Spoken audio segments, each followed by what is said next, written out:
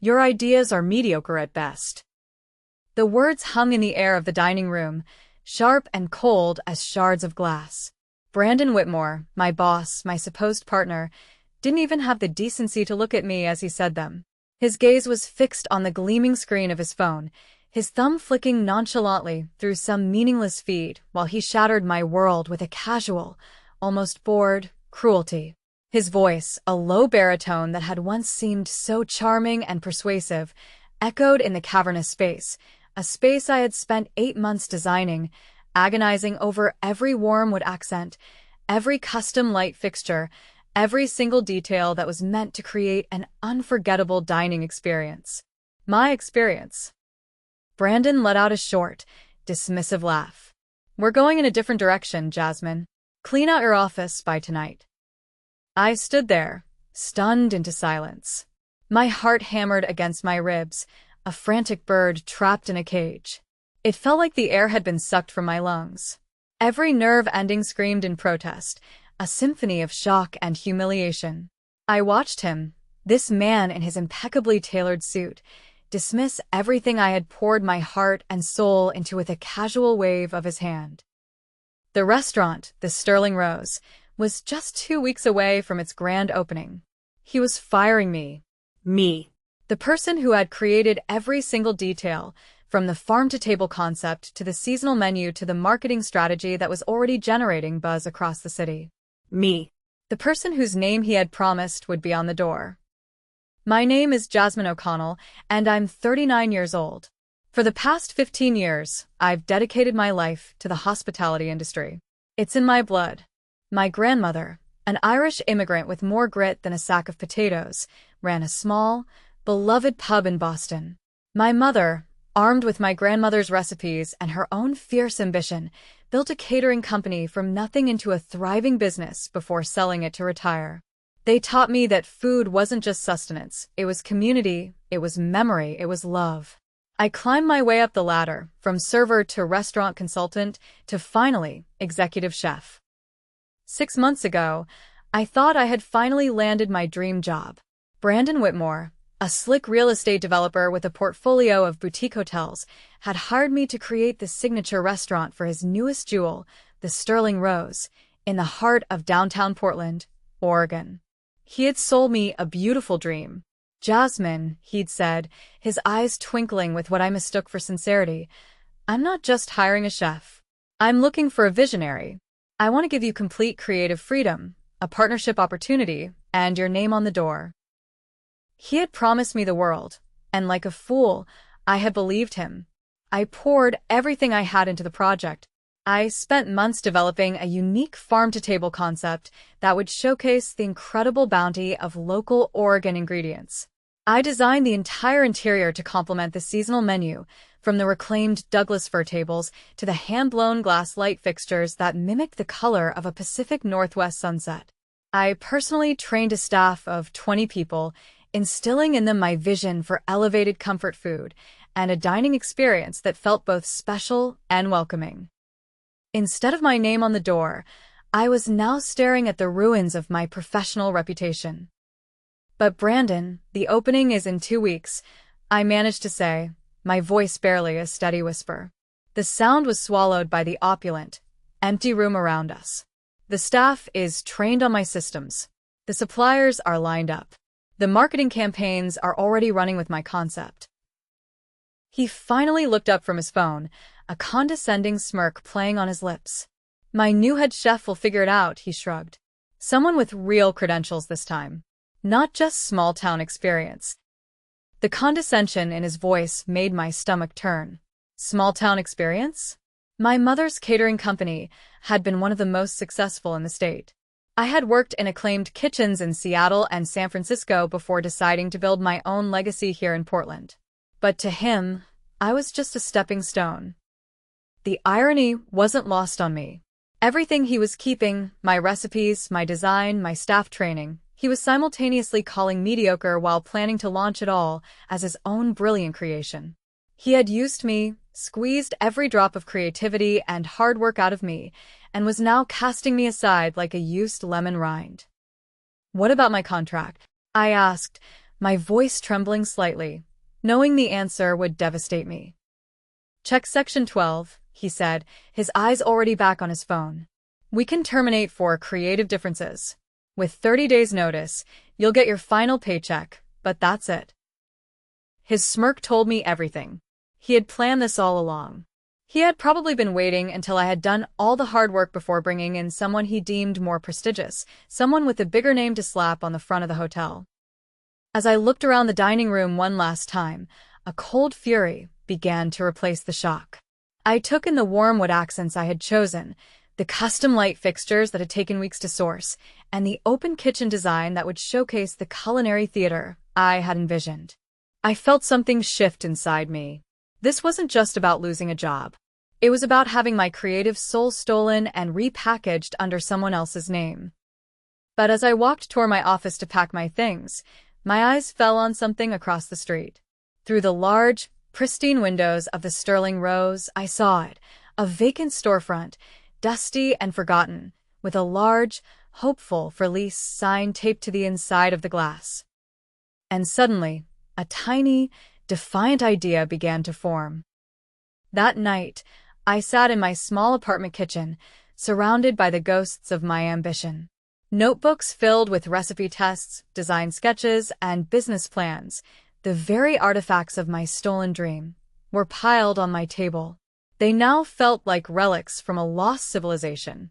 Everything I had created for the Sterling Rose was legally Brandon's property, but the passion and knowledge behind those creations were still mine. I picked up my phone and called my best friend, Kelly. Kelly was a force of nature, a sharp, witty food critic for Portland Monthly who had been covering the city's food scene for 8 years. She understood the politics and personalities that could make or break a restaurant better than anyone. More importantly, she knew my work and had been excited about the Sterling Rose project since I first told her about it. "Heard about Sterling Rose." Her text came through before I could even finish explaining. "That's brutal. Wanna grab coffee and plot revenge?" Her offer made me smile for the first time in 24 hours. We met at our usual spot, a cozy, independent coffee shop with worn wooden floors and the rich aroma of freshly ground beans. Over coffee, I found myself confessing something I hadn't even admitted to myself yet. "I keep thinking about that empty space," I said, stirring my latte absently. Across the street from the hotel. Kelly raised an eyebrow. "Are you thinking what I think you're thinking?" A familiar excitement, a feeling I thought had been extinguished, began to build in my chest. "Maybe," I said. "It's the perfect size, and the rent would be a fraction of what Brandon's paying for his space. I have enough savings to cover startup costs for a small operation. Nothing fancy, just good food, and the kind of atmosphere that actually makes people want to stay longer than their Instagram photo session." "You be going head-to-head with your former employer," Kelly pointed out, though her tone suggested she thought this was more of an opportunity than a problem. "He stole my concept and fired me 2 weeks before opening," I said, the fire in my belly growing hotter. "I think I can handle a little competition." As I said the words, I realized I meant them. Brandon had underestimated me, assuming that without his hotel's marketing budget and prestige location, I couldn't possibly succeed. But he had forgotten one crucial thing. He might own my designs and recipes now, but he had never understood what made them special in the first place. He saw trendy ingredients and Instagram-worthy plating, but he missed the heart of what I had been trying to create, a place where food brought people together, where every dish told a story about the community and the land that produced it. By the time I left that coffee shop, I wasn't just planning revenge. I was planning a revolution.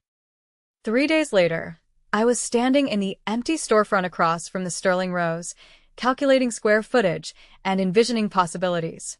The space had been a vintage clothing store, and the exposed brick walls and original hardwood floors gave it the kind of authentic character that Brandon's polished hotel restaurant could never replicate.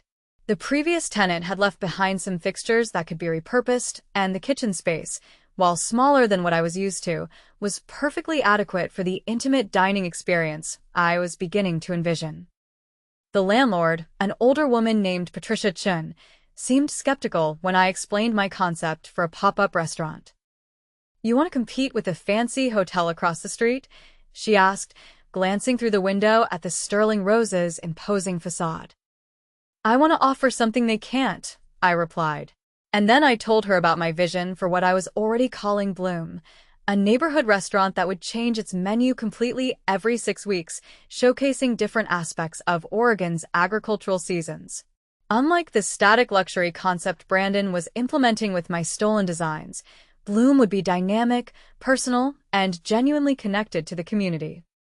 Patricia's expression changed as I talked about partnering with local farms, featuring guest chefs from food trucks and home kitchens, and creating an atmosphere where families could afford to celebrate special occasions without feeling intimidated by pretentious service. "How long would you need the space?" she asked. "Initially, just 3 months," I said. "If it works, we can discuss a longer lease." The truth was, I was betting everything on those 3 months. My savings would cover rent, basic equipment, and ingredients for a soft opening, but there would be no safety net. If Bloom failed, my career in Portland would essentially be over. But as I looked across the street at workers hanging the Sterling Roses signs, I felt a determination I hadn't experienced since my grandmother first taught me to make her famous shepherd's pie when I was 12 years old.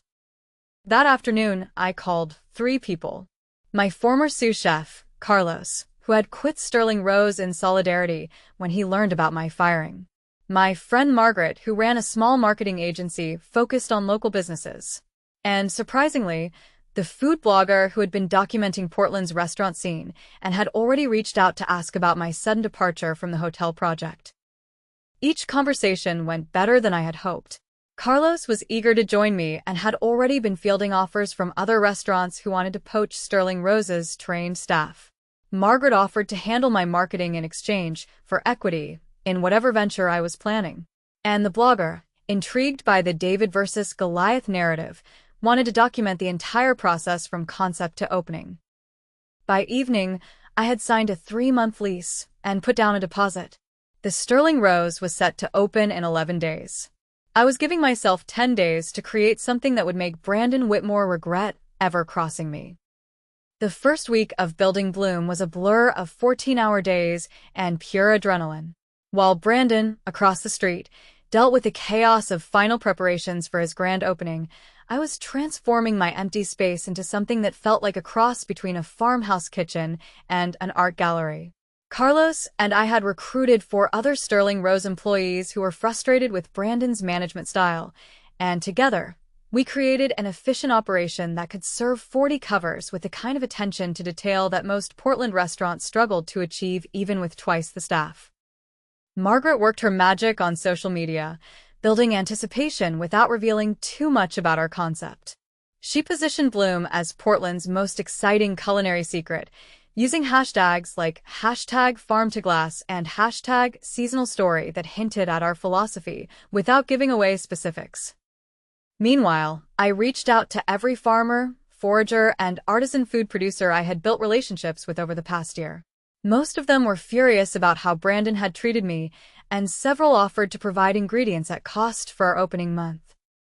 The Sterling Rose's grand opening was scheduled for a Thursday night, with a private party for investors and media, followed by public service starting Friday. I had originally planned to open Bloom the following week, but as I watched the frantic activity across the street through our front windows, I realized I had been thinking too small.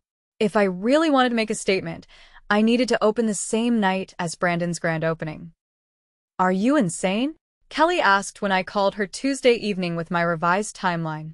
"You're talking about going from empty space to full service in 48 hours. Technically, 60 hours, I corrected, checking my watch. And we're not doing full service. We're doing something better." I'd been refining the concept all week, and what had started as a simple pop-up restaurant had evolved into something more ambitious. Instead of hiding our preparation in a closed kitchen, I was opening our doors Wednesday evening for what I called a preview dinner. Guests could watch us prepare their meals, ask questions about ingredients and techniques, and essentially become part of the creative process. It was the kind of intimate, educational experience that Brandon's formal dining room could never provide. Carlos was skeptical about the timeline but excited about the concept. "It's either going to be brilliant or a complete disaster," he said as we tested our final menu Tuesday night. "Probably both," I admitted, plating a dish of roasted beets with herbed goat cheese and candied walnuts that showcased 3 different local producers. "But at least it will be memorable." By Wednesday afternoon, we had taken reservations for 30 people for our preview dinner, and Margaret's social media campaign had generated enough buzz that Portland Monthly had decided to send a photographer. The contrast with what was happening across the street couldn't have been more stark. While Sterling Rose's staff ran around in formal uniforms, dealing with last-minute crisis management, our team was calmly prepping ingredients and setting up our open kitchen space, where guests would be able to see every step of their meal's preparation. The real test came when I spotted Brandon through our window, standing on the sidewalk with his phone pressed to his ear, clearly agitated about something. He looked over at our space, noticed the activity, and I saw his expression change from confusion to recognition to something that looked like panic. 20 minutes later, his assistant walked into Bloom with a takeout coffee and pretended to browse, while obviously scoping out our setup. I smiled and offered her a sample of our signature appetizer. "Please tell Mr. Whitmore we wish him luck with his opening," I said sweetly. The message was clear. I wasn't hiding, and I wasn't intimidated. Thursday evening arrived with the kind of crisp October weather that made Portland feel magical. Through our windows, I could see guests arriving at the Sterling Rose for Brandon's private opening party. I had to admit, the scene looked impressive. Valets were parking luxury cars, photographers were capturing arrivals, and the soft lighting from inside the hotel made everything look like a movie set. For a moment, I felt a pang of loss for what I had helped create and would never be credited for. Then our first preview guests arrived, and everything changed. "This is incredible," said Janet Morrison, a food writer for The Oregonian, as she watched Carlos expertly break down a whole duck while explaining the sourcing story behind each component of the dish. "I've never seen anything quite like this in Portland." Our open kitchen concept was working exactly as I had hoped. Instead of the traditional restaurant experience where diners ordered from a menu and waited to be served, Bloom felt more like attending a very sophisticated dinner party where the host happened to be a professional chef. Margaret live-streamed portions of the evening on our social media accounts, and the response was immediate and overwhelming. People were commenting in real time, asking questions about techniques and ingredients, and requesting reservations for our official opening the following week. By 8 p.m., we had already booked solid for our first month of operation. But the real vindication came when I noticed familiar faces starting to appear among the crowd gathering outside our windows. 3 of Brandon's investors, people I had met during my time developing the Sterling Rose concept, were clearly more interested in what was happening at Bloom than in attending his private party across the street. One of them, a prominent local businesswoman named Victoria Brennan, actually left Brandon's event and came into our space. "Jasmine, I had no idea you were doing this," she said, sampling our butternut squash soup with sage oil and pumpkin seed brittle. "This is extraordinary. It's everything I thought Sterling Rose was going to be, but with actual soul." Her comment was overheard by several other guests, including the photographer from Portland Monthly, and I realized that the story was writing itself. Social media posts from our preview dinner were already getting more engagement than Sterling Rose's official opening coverage, and food bloggers were calling Bloom the most exciting thing to happen to Portland dining in years. The evening's climax came when Brandon himself appeared at our front door. I watched through the kitchen as he stood on the sidewalk, clearly debating whether to come inside. His formal opening party was still in progress across the street, but the energy and excitement at Bloom was undeniable. After what felt like an eternity, he pushed open our door and walked straight to where I was plating desserts. "Jasmine," he said, his voice tight with something between anger and desperation. "We need to talk." The entire restaurant went quiet. Carlos paused in his preparation. Our guests stopped their conversations, and I could feel everyone watching to see how this confrontation would unfold. I looked up from the vanilla bean panna cotta I was garnishing with fresh berries and honey tuile, meeting Brandon's eyes for the first time since he had fired me. "I'm a little busy right now, Brandon," I said calmly, returning my attention to the dessert. "But if you'd like to make a reservation, we might have something available in about 6 weeks." The silence stretched for another moment before Brandon turned and walked out without another word. Through the windows, I watched him cross the street and disappear back into his own opening party. But the damage was already done. Everyone in Bloom had witnessed the exchange, and the story would be all over Portland's food scene by morning. The next morning brought a flood of media attention that exceeded even Margaret's most optimistic projections. The Portland Tribune ran a front-page story about the culinary David and Goliath playing out on opposite sides of the same street, complete with photos from both opening events. But it was the social media response that truly shocked me. Videos from our preview dinner had been shared thousands of times, and food lovers from Seattle to San Francisco were asking when they could visit Portland to experience Bloom. More importantly, the professional response was everything I had hoped for. Carlos fielded calls from 3 different restaurants trying to poach him, which he politely declined. 2 investors reached out to Margaret about expansion opportunities. And most surprisingly, I received a call from the executive chef at one of Portland's most prestigious restaurants, asking if I would be interested in collaborating on a special event.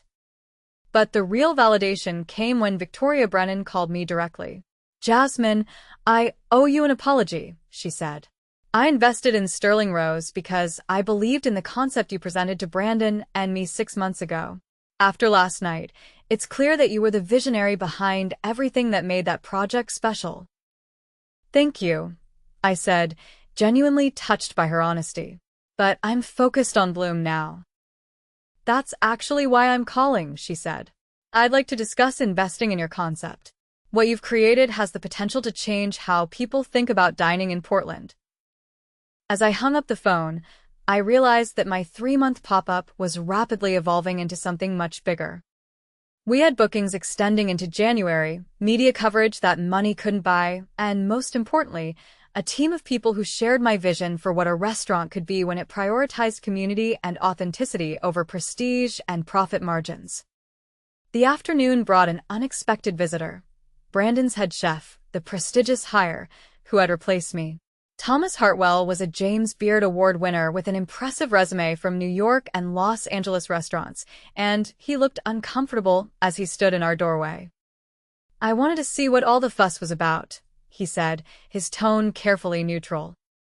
As I showed him around Bloom, explaining our concept and introducing him to our team, I watched his expression change from skepticism to genuine interest to something that looked like regret. "This is what I thought I was signing up for," he admitted as we finished the tour. "Brandon showed me your original concept and said it was his vision. But when I arrived, all the creativity and community connection had been stripped away. It's just another expensive restaurant now." His confession confirmed what I had suspected. Brandon had used my work to attract both investors and staff, then removed everything that made the concept special once he had what he needed. But Thomas's visit also gave me an idea that would become the final element of my revenge strategy. "Would you be interested in doing a guest chef collaboration?" I asked. "You could cook your food the way you actually want to, and we could show Portland what Sterling Rose could have been." The collaboration dinner, scheduled for the following month, sold out within hours of being announced. But more importantly, it sent a clear message to Brandon and everyone else in Portland's food scene. The best people wanted to work with Bloom, not against it. As I locked up that evening and looked across the street at Sterling Rose, I felt a satisfaction that went deeper than mere revenge. I had proven that authenticity and vision mattered more than money and connections, and I had built something that would outlast whatever petty satisfaction Brandon thought he had gained by firing me. 6 weeks after our opening, Brandon Whitmore stood in my restaurant for the second time. But this time, he wasn't the confident, dismissive man who had fired me. His shoulders were slumped, his expensive suit looked rumpled, and there were dark circles under his eyes that spoke of sleepless nights and mounting pressure. The Sterling Rose, despite its lavish opening and prestigious pedigree, was struggling to fill even half its tables on weeknights, while Bloom had a 2-month waiting list and had been featured in 3 national food magazines. Jasmine, please, he said, his voice stripped of its former arrogance. I made a mistake. A huge mistake. I want to make this right. I continued plating the evening's special, pan-seared halibut with parsnip puree and crispy Brussels sprout leaves, while he spoke. Carlos and our other team members pretended to focus on their own tasks, but I could tell they were listening to every word. This was the moment we had all been waiting for, though none of us had expected Brandon to look quite so defeated. What exactly are you proposing? I asked, not looking up from my work. A partnership. You could run both restaurants, maintain the Bloom concept here, and redesign Sterling Rose the way you originally envisioned it. Your name would be on both doors, full creative control, 50% ownership of the restaurant operations. The offer was generous, more than generous. It was everything I had wanted 8 months ago when I first signed on to create his restaurant. But as I looked around Bloom, taking in the warm laughter of our guests, the easy camaraderie of our staff, and the genuine excitement that filled the space every evening, I realized that what I had built was worth more than any partnership Brandon could offer. I appreciate the offer, I said, finally meeting his eyes. But I'm not interested. His face crumpled with an expression that mixed surprise, desperation, and defeat. Then what do you want? Name your price. I'll sell you the restaurant operation outright, if that's what it takes. I smiled, feeling a satisfaction that was both sweet and complete. There's nothing you have that I want, Brandon. You taught me that the real value was never in the building or the investment capital. It was in the vision and the people who believe in it. And those belong to me now. 3 months later, the announcement appeared in the Portland Business Journal. The Sterling Rose Hotel was closing its restaurant permanently, unable to compete with the innovative dining concepts that had transformed the neighborhood. Brandon had quietly sold the hotel to a national chain that planned to convert the restaurant space into additional guest suites and a grab-and-go market. I read the news while sitting in what had once been Patricia's empty storefront and was now the permanent home of Bloom Restaurant. We had signed a 5-year lease, expanded into the adjacent space, and built a kitchen that could accommodate the cooking classes and special events that had become as popular as our regular dinner service. The success had attracted attention from food industry leaders across the country, and I had turned down 3 offers to franchise the concept in other cities, preferring to focus on perfecting what we had created in Portland. The irony wasn't lost on me that Brandon's attempt to steal my vision had ultimately forced me to create something far better than what I had originally planned. Bloom wasn't just a restaurant. It had become a model for how food businesses could prioritize community engagement, sustainability, and authentic hospitality over profit margins and prestige. We had been featured in Food and Wine magazine as one of the 10 restaurants changing American dining, and the article specifically mentioned our commitment to supporting local farmers and providing accessible fine dining experiences. But the real measure of our success wasn't in the accolades or the waiting lists. It was in the fact that our team had grown from 5 people to 15, all of whom shared ownership stakes in the business. Carlos had become my partner and co-executive chef. Margaret had expanded her marketing agency based on Bloom's success. And even Thomas Hartwell had left his position at another restaurant to join our team full-time. Brandon's mediocre ideas had built something extraordinary, and everyone in Portland's food scene knew exactly who deserved the credit. As I stood in my kitchen, preparing for another sold-out evening, I reflected on how profoundly my life had changed since that devastating day when Brandon fired me. The path from humiliation to triumph had taught me that the best revenge isn't just success. It's building something so authentic and valuable that it makes your former adversary's vision look hollow by comparison. Sometimes, the greatest gift someone can give you is the push that forces you to discover what you're truly capable of creating on your own. The revenge had been sweet, but the future I was building would be even sweeter.